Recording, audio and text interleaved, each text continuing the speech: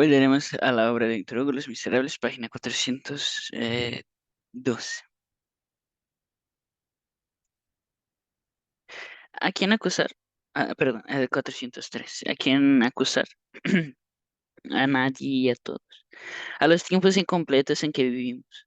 La utopía se transforma siempre en un cuento y riesgo en insurrección, pasando de protesta filosófica a protesta armada, de Minerva a Palas o Pala. La utopía que se impaciente y se vuelve un motín sobre lo que se guarda. Lo común es que llegue los con demasiada anticipación. Entonces se resigna y acepta estoicamente en lugar del triunfo la catástrofe. Sirve sin quejarse y hasta disculpa a los que se reniegan de ella.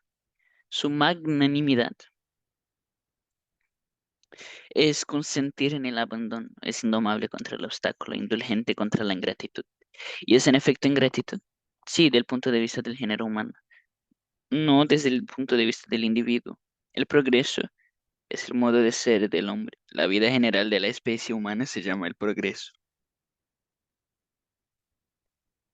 El progreso marcha hacia el gran viaje humano y terrestre hacia lo celestial y lo divino. Tiene sus momentos de reposo, que reúne el rebaño que se había retardado. Tiene sus estaciones en que medita ante alguna tierra de Canaán espléndida que descubre de improviso su horizonte. Tiene sus noches en que duerme y una de las más dolorosas ansiedades del pensador es ver la sombra en el alma humana, tocar en medio de las tinieblas sin lograr despertarlo del progreso dormido, que desespera ese mal. El progreso se despierta infaliblemente. En suma, pudiera decirse que marcha, aún dormido a casa de su desarrollo. Cuando se le vuelve a ver en pie, se le encuentra más alto. Estar siempre sereno no depende del río ni del progreso. No elevéis ninguna barrera, no arrojéis ninguna roca, porque el obstáculo hace espumear y hervir la humanidad.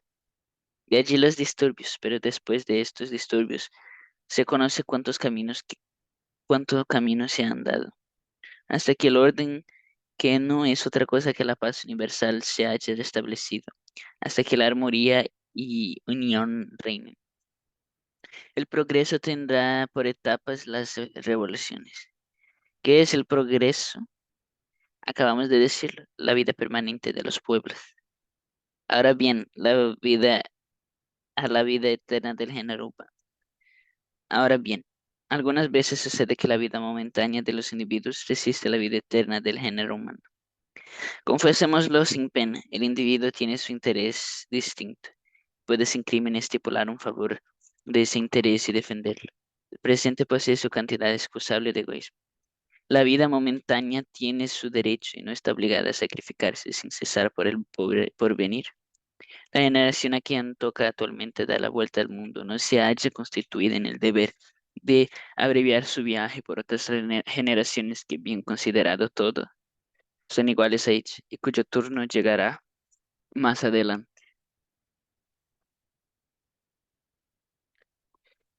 ¿Existe una vez entidad que se denomina todo? Soy joven y estoy enamorado, soy viejo y quiero descansar, soy padre de familia. Trabajo, prospero, emprendo buenos negocios, poseo casas de alquiler, cobro dinero del Estado. Soy feliz, tengo mujer e hijos. Amo todas esas cosas. Deseo vivir, dejadme tranquilo. De ahí en ciertas horas, esa profundidad y indiferencia hacia la magnánima vanguardia del género humano. Por otra parte, la utopía, preciso es convenir en ello, sale de su radiosa esfera cuando apela a las armas. Siendo la verdad de mañana, toma por venir, otra como el pasado. Siendo la idea pura, se convierte en pie de hecho. Complica su heroísmo con una violencia que es justo responda. Violencia de ocasión y de recurso, contraria a los principios y por la que es castigada fatalmente. La utopía, una vez insurrección, combate, llevando en la mano antiguo código militar. Fusila a los espías, ejecuta a los traidores, suprime a seres vivientes, los arroja en las tinieblas desconocidas. Se sirve de la muerte, cosa siempre grave. Parece que la utopía ha perdido la fe en la irradiación, que en su fuerza es accesible e incorruptible. Maneja la espada y como toda espada tiene dos filos, al herir con el uno se hiere el otro. Hecha esta salvedad sin consideración de ninguna especie, es imposible dejar de admirar. Triunfen o no a los gloriosos combatientes del porvenir, a los mártires de la utopía. Aun cuando pierdan, son venerables y quizás su majestad es mayor que este último caso. La victoria en el sentido del progreso merece el aplauso de los pueblos, pero una derrota heroica merece su simpatía. La una es magnífica y la otra sublime. Para nosotros que preferimos el martirio al triunfo, Juan, Juan Brown es más grande que Washington y Picassani más grande que Garibaldi. Preciso es que alguien esté por los vencidos. El mundo es injusto con esos grandes ensayadores del porvenir cuando no triunfan. Acúsase a los revolucionarios de sembrar el miedo. Toda barricada parece un atentado. Se incriminan sus teorías, se recela de su objeto, se teme su rostro, se teme su segunda intención, se denuncia su conciencia, se les echa en rostro que elevan, construyen y acumulan contra el hecho social reinante un montón de miserias, dolores, iniquidades, agravios o agravios, desesperación y que arrancan a las hondonadas pedruscos de tinieblas para formar parapetos y combatir desde ellos. Grítaseles, desempedráis el infierno. Pudieran contestar, por eso nuestra barricada está hecha de buenas intenciones. Lo mejor, sin duda, es la solución pacífica. En suma, confesémonos, que se ve el empedrado, se piensa en el oso, y una buena voluntad que es la sociedad, y es una buena voluntad de que la sociedad se asusta. Pero la sociedad depende salvarse a sí misma. Pero de la sociedad depende salvarse a sí misma, y a su propia buena voluntad apelamos todos. Ningún remedio violento es necesario. Estudiar el mal amigablemente, hacerlo constar y luego curarlo. A esto la invitamos. Como quiera que sea, un caído sobre todos, caídos, son augustos esos hombres, que en todos los puntos del universo, la vista fija en Francia, luchan por la grande obra con la inflexible lógica del ideal. Dan su vida gratuitamente por el progreso, cumplen la voluntad de la providencia, ejecutan un acto religioso, a la hora señalada con tanto desinterés como un actor a quien llega su turno, obedeciendo al maestro en la desaparición estoica para conducir a sus espléndidas y supremas consecuencias universales, el magnífico movimiento humano irresistiblemente empezando en el 14 de julio de 1789. Sus soldados son sacerdotes. La Revolución Francesa es un gesto de Dios. Por lo demás, conviene añadir esta distinción a las ya indicadas en otros capítulos.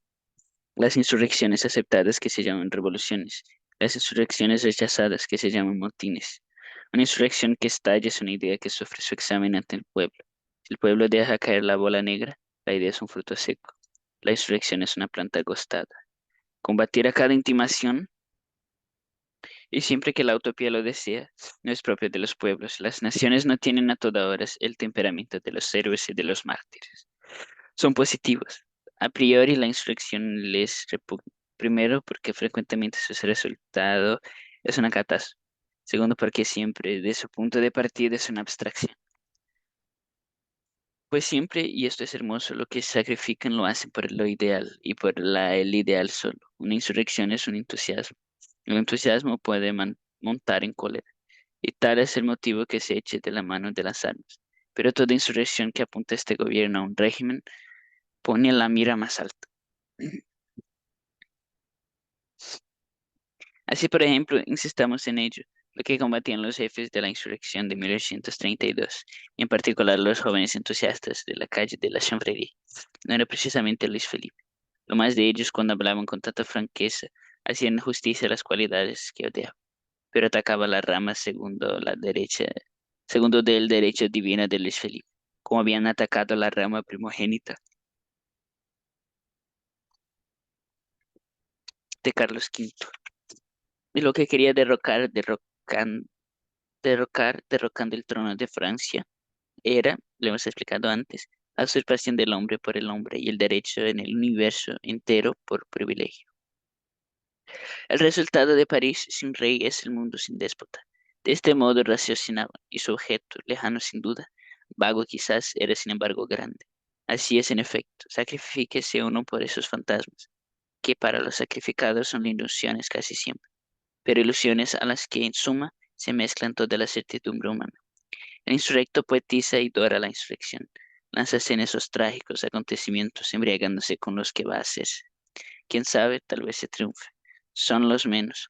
Tienen contra sí todo un ejército, pero defienden el derecho, la ley natural y la soberanía del individuo sobre sí mismo, cuya abdicación es imposible en la justicia, la verdad, y si llega el caso, mueren como los 300 espartanos. Y no se piensa en Don Quijote, sino en Leónidas. Y siguen adelante, y una vez comprometidos ya no retroceden. Precipítanse de cabeza, siendo su esperanza una victoria inaudita, la revolución consumada y el progreso libre, el engrandecimiento del género humano, la emancipación universal y, en el último caso, las Termópilas. Con frecuencia sus combates en favor del progreso se frustran, y acabamos de decir el porqué. La muchedumbre se muestra reacia al impulso de los paladines. Las masas pesadas, las multitudes frágiles por su peso mismo, temen las aventuras y hay algo de aventura en lo ideal. Por otra parte, no debe olvidarse que entran también en juego los intereses poco amigos de lo ideal y de lo sentimental. A veces el corazón es paralizado por el estómago. La grandeza y hermosura de Francia se deben a que cría menos vientres que los demás pueblos. Sujétese más fácilmente la cintura. Es la primera que se despierta y la última que se duerme. Marcha hacia adelante, gusta de descubrir terreno. Esto depende de que es artista. Lo ideal no es más que el punto culminante de la lógica, así como la belleza no es más que la cima de la verdad. Los pueblos artistas son también los pueblos consecuentes. Amar la belleza es ver la luz. Por eso la antorcha de Europa, es decir, de la civilización, fue llevada primero por Grecia, que la traspasó a Italia, y esta en su vez ejecutó lo mismo con Francia. Divinos pueblos, radiantes de luz. Vitae lampadadunt, cosa admirable. La poesía es un pueblo en el elemento de su progreso. La cantidad de civilización se mide por la cantidad de imaginación, pero un pueblo civilizador debe conservarse varonil. Corinto, sí, Síbaris no. El que no se afemina es invisible, ni diletante ni virtuoso, sino artista. En materia de civilización, no ha de buscarse el refinamiento, sino lo sublime. Con tal condición se da el género humano en el modelo de lo ideal. El ideal moderno tiene su tipo en el arte y su medio en la ciencia.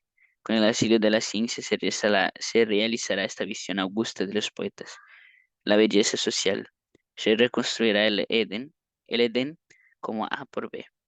Al punto de que ha llegado la civilización, los actos son un elemento necesario de lo espléndido, y el órgano científico no solo sirve, sino que completa el sentimiento artístico. La fantasía debe calcular, el arte que es quien marcha. La solidez de la montura importa. El espíritu moderno es el genio de la Grecia, con el genio de la India por vehículo. Alejandro sobre el elefante. Las razas petrificadas en el dogma o desmoralizadas por el lucro son impropias para dirigir la civilización. La genuflexión ante el ídolo o ante el escudo atrofia el músculo que anda y la voluntad que va. La absorción hierática o comercial aminora el radio de un pueblo, baja su horizonte al bajar su nivel y se retira el conocimiento, a la vez humano y divino, del fin universal que constituye las naciones misioneras. Babilonia no tiene ideal ni Cartago tampoco. Atenas y Roma tienen y conservan aún el través de la espesa noche de los siglos, aureolas de civilización. Francia es un pueblo con las mismas cualidades que Grecia e Italia. Es ateniense por el amor a lo bello y romana por el amor a lo grande. Además es buena, se entrega sin recelo, está de humor para la abnegación y el sacrificio con mucha más frecuencia que los otros pueblos. Pero ese humor, tan pronto como lo coge, lo deja. Y de ahí hay el peligro para los que corren cuando ella no quiere sino andar, o para los que andan cuando desea estarse quieta. Francia tiene sus recaídas de materialismo. En ciertos instantes las ideas que obstruyen ese cerebro sublime no muestran nada que recuerde la grandeza francesa, y son las dimensiones de un Missouri de un Missouri o de una Carolina del Sur. ¿Qué remedio? El gigante representa el papel de enano. La inmensa Francia tiene sus caprichos de pequeñez. A esto se reduce todo. Paciencia, los pueblos como los astros tienen el derecho de eclipse. No importa con tal que la luz vuelva, que el eclipse no degenere en la noche. Alba y resurrección son sinónimos. La reaparición de la luz es idéntica a la perseverancia del yo. Hagamos constar estos hechos con calma. La muerte en la barricada o en la tumba o en el destierro es una necesidad aceptable para el sacrificio. El verdadero nombre de sacrificio es desinterés. Que los abandonados se dejen abandonar, que los desterrados se dejen desterrar. Y limítemelo, y limitemo, y limitémonos a suplicar a los grandes pueblos que no retrocedan demasiado lejos. Cuando retrocedan, no se deben, no se debe, so pretexto de volver a la razón, avanzar demasiado en el descenso. La materia existe y el minuto y los intereses y el vientre existen asimismo. Pero no se deben oír los del vientre como los únicos sabios. La vida momentánea tiene su derecho concedido, pero la vida permanente tiene también el suyo. Ay, el haber subido no impide el caer. Ejemplos de esto, más de lo que se quieren, se encuentran en la historia. Una nación es ilustre, toma el gusto a lo ideal, luego muerde en el fango y le sabe bien. Si le pregunta cómo es que deja Sócrates por Falstaff, responde, porque me gustan los hombres de estado. Una palabra más antes de volver a la pelea. Una batalla como la que referimos en este momento no es otra cosa que una convulsión hacia lo ideal. El progreso con trabas es enfermizo y padece de esta clase de epilepsias trágicas. Hemos debido tropezar con la guerra civil, esa enfermedad del progreso. Es una de las fases fatales, a la vez acto y interacto, de este drama, cuyo eje es un condenado social, cuyo verdadero título es el progreso. El progreso, este grito que lanzamos con frecuencia, encierra todos nuestros pensamientos. En el punto del drama que hemos llegado, teniendo que experimentar aún más de una prueba la idea que abraza, quizá no seas permitido, sino descorrer el velo, a lo mejor dejar entrever claramente la luz. El libro que el lector tiene a la vista es de un extremo a otro, en sus conjuntos y en sus pormenores, cualesquiera que sean las intermitencias, las excepciones o las debilidades, las marchas del mal al bien, de lo injusto a lo justo, de lo falso a lo verdadero, de la noche al día, del apetito a la conciencia, de la podredumbre a la vida, de la bestialidad al deber, del infierno al cielo, de la nada a Dios. Punto de partida, la materia. Punto de llegada del alma. Al principio la hidra, al fin el ángel.